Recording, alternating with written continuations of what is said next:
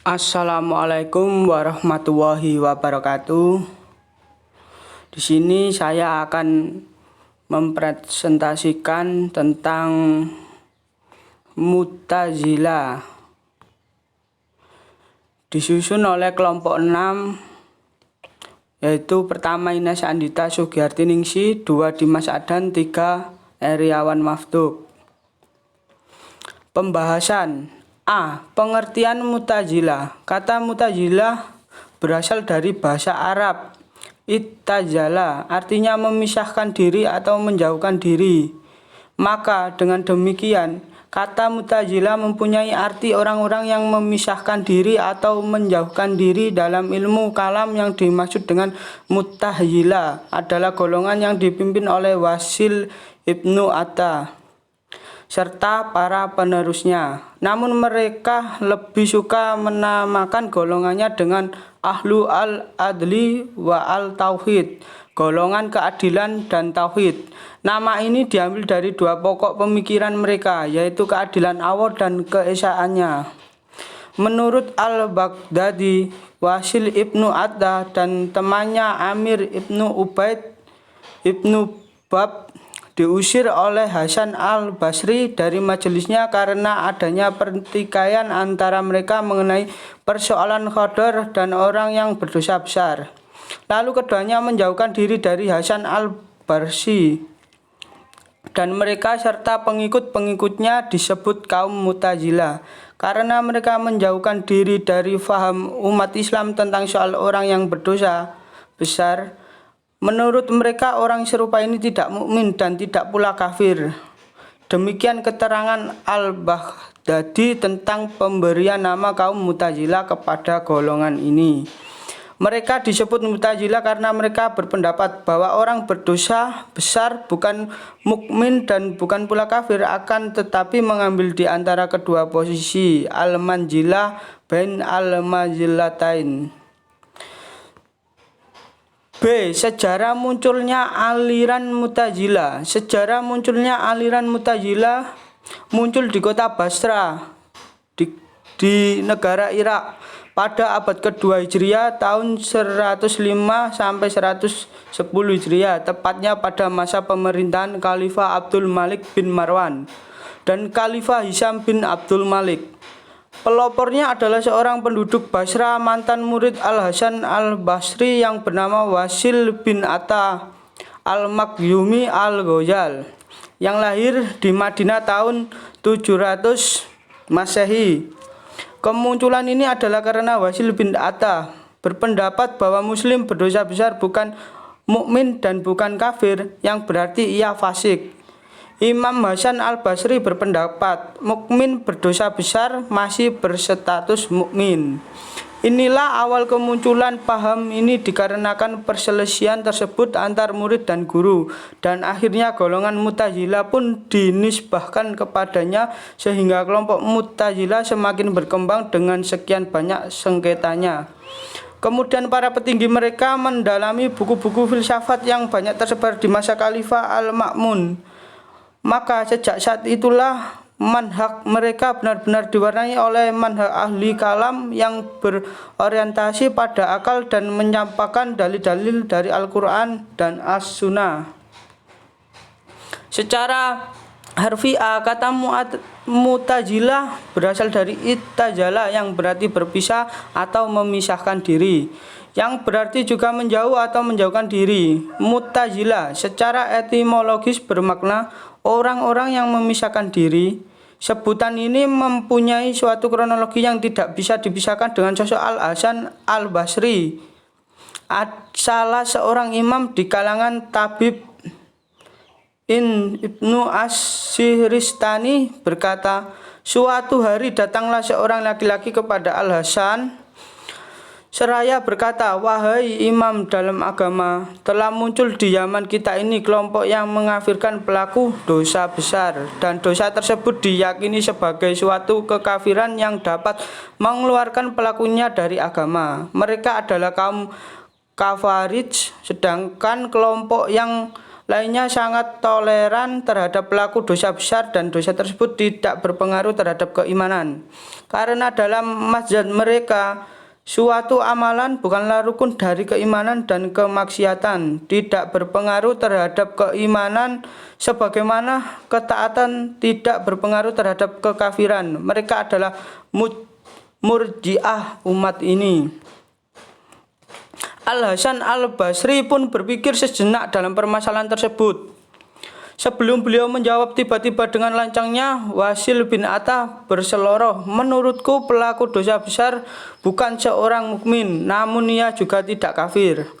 Bahwa ia berada pada suatu keadaan di antara dua keadaan, tidak mukmin dan juga tidak kafir. Lalu ia berdiri dan duduk menyendiri di salah satu tiang masjid sambil tetap menyatakan pendapatnya tersebut kepada murid-murid Hasan Al-Basri dan lainnya. Maka Al-Hasan Al-Basri berkata, Wasil telah memisahkan diri dari kita.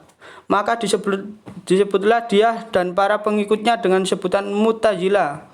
Pertanyaan itu pun akhirnya dijawab oleh Al-Hasan Al-Basri dengan jawabannya Al-Sunnah wal Jamaah. Ahli sunnah wal jamaah, sesungguhnya pelaku dosa besar adalah seorang mukmin yang tidak sempurna imannya. Karena keimanannya ia masih disebut mukmin dan karena dosa besarnya ia disebut fasik, yakni keimanannya menjadi tidak sempurna. Versi lain dikemukakan Tasi Kubroh Yada yang menyatakan bahwa Khotoda bin Damah pada suatu hari masuk masjid Basra dan bergabung dengan majelis Amir bin Ubaid yang disangkanya adalah majelis Hasan Al-Basri. Setelah mengetahuinya bahwa majelis tersebut bukan majelis Hasan Al-Basri, ia berdiri dan meninggalkan tempat sambil berkata, ini kaum Mu'tazilah. Sejak itulah kaum tersebut dinamakan Mu'tazilah Al-Mas'udi, memberikan keterangan tentang asal-usul kemunculan Mu'tazilah tanpa menyangkut pautkan dengan peristiwa antara Wasil dan Hasan Al-Basri. Mereka diberi nama Mu'tazilah, katanya karena berpendapat bahwa orang yang berdosa bukanlah mukmin dan bukan pula kafir, tapi menduduki tempat di antara kafir dan mukmin, al-manjilah bain al-manjilatain. C yaitu tanda-tanda Mu'tazilah. Prinsip-prinsip Mu'tazilah ini lebih banyak berhubungan dengan taklif yang lebih mengarah kepada fikih daripada tauhid. Di dalam Al-Quran banyak yang menerangkan tentang masalah amar makruf nahi mungkar. Contohnya seperti Quran surat Al-Imran ayat 104 dan Quran surat Luqman ayat 17. Prinsip ini harus dijalankan oleh setiap orang Islam untuk memenuhi tugasnya dan menyiarkan ajaran agama. Adapun ciri-ciri dari orang Mu'tazilah ini sendiri ialah suka berdebat, terutama di hadapan umum. Mereka yakni dengan kekuatan akal, pikiran, pendapatnya. Karena itulah mereka suka berdebat dengan siapa saja yang berbeda pendapat dengan pendiriannya. Beberapa ciri-ciri faham Mu'tazilah. 1. Hukumnya tidak mukmin dan tidak kafir, namun di antara keduanya dan di akhirat kelak ia berbeda di antara surga dan neraka. Al-manjilah baina al-manjilatain. Selanjutnya yaitu akal merupakan hukum tertinggi, baik dan buruk ditentukan oleh akal. Bila terjadi perbedaan antara akal dan Al-Quran serta hadis, maka yang diambil adalah ketentuan akal. Al-Quran adalah makhluk dan bukan firman Allah. Allah tidak dapat dilihat di surga oleh penghuninya di akhirat kelak. Isra dan Mi'raj Nabi Muhammad SAW bukan dengan jasad dan ruh, namun hanya melalui mimpi, sebab mustahil menurut akal dalam waktu yang relatif singkat manusia dapat menempuh jarak yang luar biasa jauhnya dan penuh rintangan dan resiko. Perbuatan manusia ditentukan oleh manusia itu sendiri, baik atau buruknya, dan bukan ditentukan oleh Allah. Bahwa arsy itu tidak ada, surga dan neraka itu tidak ada, sebab yang kekal hanyalah Allah semata. Sirat, yaitu jembatan yang melintang di atas neraka jahanam, itu tidak ada. Mizan, yaitu timbangan amal manusia di akhirat, itu tidak benar adanya, sebab amal manusia itu bukan singkong, maka tidak dapat ditimbang dan tidak perlu timbangan. Haud atau sungai atau telaga yang diceritakan ada di dalam surga, itu tidak ada. D yaitu Neo Mu'tazilah. Harun mengklaim bahwa kontribusi Mu'tazilah dalam peradaban Islam klasik begitu signifikan, utamanya pada perkembangan filsafat, agama, dan ilmu sekular atau alam. Klaim Harun tentu saja ini sangat berlebihan, seolah-olah tidak ada kontribusi dari pemikir dan intelektual lain, khususnya para ulama kalangan ahli sunnah wal jamaah. Padahal kontribusi pemikiran yang sangat fenomenal sampai hari ini bukan milik Mu'tazilah, tetapi milik ahli sunnah wal jamaah. Harun mungkin lupa, di Baghdad Mu'tazilah juga tidak memberikan kontribusi apa-apa di abad kelima. Sepertinya sama dengan sekelompok Syiah, Mu'tazilah tidak begitu besar kontribusinya kepada peradaban Islam. Di abad kelima juga misalnya kelompok Batiniyah, Talimiyah justru merusak tradisi keilmuan. Ini kemudian yang membuat Hujjat al-Islam Imam Abu Hamid al-Ghazali bangkit mengkritik dan menguliti borok-borok Mu'tazilah. Seketika Syiah Batiniyah tidak memiliki basis keilmuan dan epistemologi yang jelas. Lihat Imam al-Ghazali Fada'i al-Batiniyah Tahqiq Dr. Abdul Al-Rahman Badawi. Ide rasionalitas Mu'tazilah yang terkenal mungkin dalam Al-Jadal atau etik berdebat untuk melawan musuh-musuh Islam seketika itu pun tidak berlangsung lama. Belakangan doktrin Mu'tazilah yang menonjol malah ide kholaq Al-Quran, baca memakhlukkan Al-Quran, tidak khodim, dan ternyata doktrin ini merupakan adopsi dari pemikiran Yahudi dan Kristen, tidak murni ide Mu'tazilah. Makanya ide lebih banyak merusak daripada memperbaiki, yang dalam sejarah dicatat sebagai fitnah kholaq Al-Quran. Dan Imam Ahmad Ibnu Hanbal yang menjadi eksponen ulama Sani yang merasakan getirnya fitnah kholaq Al-Quran sampai hari ini lebih terkenal dari sekte dan para pemikir Mu'tazilah sendiri. Ternyata kebebasan berpikir atau huriyah yang didengung-dengungkan oleh kaum Mu'tazilah tidak banyak memberikan kontribusi pada peradaban Islam. Kontribusi mereka hanya pada konsep nalar bebas, selebihnya adalah politis. Malah menurut Dr. Imarah, konsep kebebasan manusia dalam berpikir ahuriyah al-insaniyah justru problematika. Dan sampai hari ini ide-ide kebebasan yang kembali diusung oleh kaum modernis dan postmodernis semakin dipertanyakan, karena modernis maupun postmodernis bisa beratnya begitu kenal.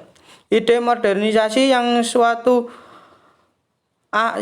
atap dengan rasionalisasi sebagaimana banyak disuarakan di awal 1970-an menjadi wacana yang tak kunjung membumi. Syekh Muhammad Abduh sendiri yang diklaim oleh Harun Nasution sebagai pelaku rasionalitas Mu'tazilah tidak seluruhnya berpikir rasional. Justru aliran pemikiran Sunni lebih kelihatan dalam pemikiran Muhammad Abduh. Jikapun konsep pembaruan yang diusung oleh Abduh merupakan bentuk dinamisme, itu bukan mutlak milik Mu'tazilah. Itu sebabnya pembaruan yang dilakukan di Al-Azhar oleh Abduh tidak dikaitkan dengan konsep rasionalitas Mu'tazilah. Lebih dari itu, para mujadid dalam Islam mayoritas Sani, jadi ruh dinamisme dalam Sani juga besar. Di sini tampaknya proyek tajdid tidak serta-merta menjadi milik pendaki rasionalitas Al-Haqlaniyah. Deretan pemikir dan mujadid pasca Imam Al-Ghazali adalah Sani. Disebut saja misalnya Imam Ibnu Taimiyah, Imam Ibnu Qayyim Al-Jawziyah, Imam Al-Suyuti, Imam Al-Shatibi, bahkan sampai Al-Dihlawi adalah Sani. Para muhadis, fuqaha, bahkan mufasir juga mayoritas dari Sani. Sekali lagi yang ditawarkan oleh Harun tentang teologi Mu'tazilah yang memang ingin disebarkan di perguruan tinggi melalui pengenalan lewat buku Muhammad Abduh dan teologi rasional Mu'tazilah sejak 1987 sejatinya tidak membumi, bisa saja malah elitis sehingga idenya terlalu mengawang dan lupa turun ke bumi. Seiring dengan semakin gencarnya para pemikir barat, atau Orientalisme mempelajari Islam dan kemudian menyuguhkannya pada para pemikir-pemikir Islam modern seperti Hasan Hanafi, Nasar Hamid Abu Yaid, Muhammad Akron. Faham Mu'tazilah kini muncul dengan wajah baru-barunya, bahkan kini sudah menambah ke tokoh-tokoh muslim di Indonesia. Mereka kemudian melempar isu-isu yang nakal yang dapat merusak keimanan setiap muslim. Betapa tidak, mereka bahkan secara terang-terangan sudah mempertanyakan keotentik Al-Quran dan menganggap semua agama benar, atau yang disebut juga pluralisme agama. Masih segar dalam ingatan kita beberapa waktu yang lalu, salah satu tokoh Islam liberal Ulil Absar secara tegas menyatakan bahwa kaum liberalis adalah penerus aliran Mu'tazilah. Banyak kalau melihat pemikiran-pemikirannya, mereka justru melebihi aliran Mu'tazilah. Banyak pemikir liberal mencoba merelatifkan nilai-nilai ajaran Islam dengan menyamakannya seperti budaya lain. Hal ini dilakukan dengan merelatifkan nilai kenabi Muhammadan SAW dengan memandang beliau sama saja dengan reformis lainnya. Nabi Muhammad SAW itu adalah manusia biasa, tak lebih dari tak kurang, kata Hamid Basaib, aktivis Islam liberal.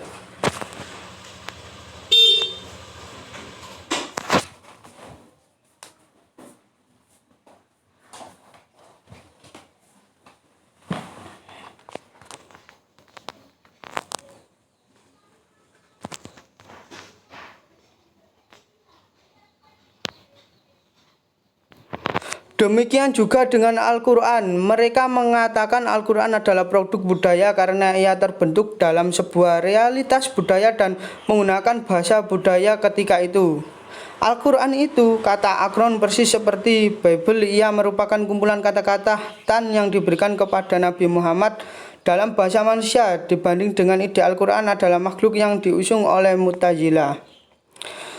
Sekian presentasi dari kelompok 6 tentang Mu'tazilah. Dari semua yang saya jelaskan, dapat saya simpulkan bahwa kaum Mu'tazilah merupakan sekelompok manusia yang pernah menggemparkan dunia Islam selama lebih dari 300 tahun akibat fatwa-fatwa mereka yang menghebohkan.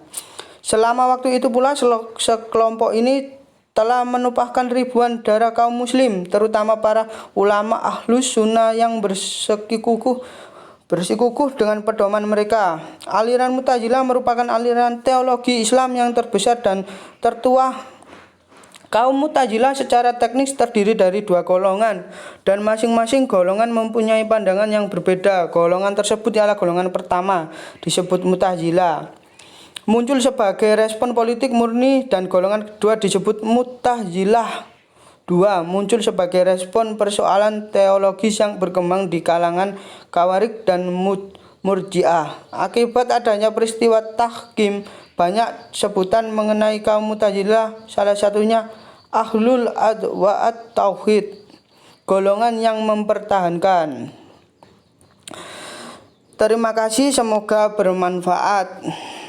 Yang saya dapat jelaskan, kurang lebihnya mohon maaf kalau ada salah.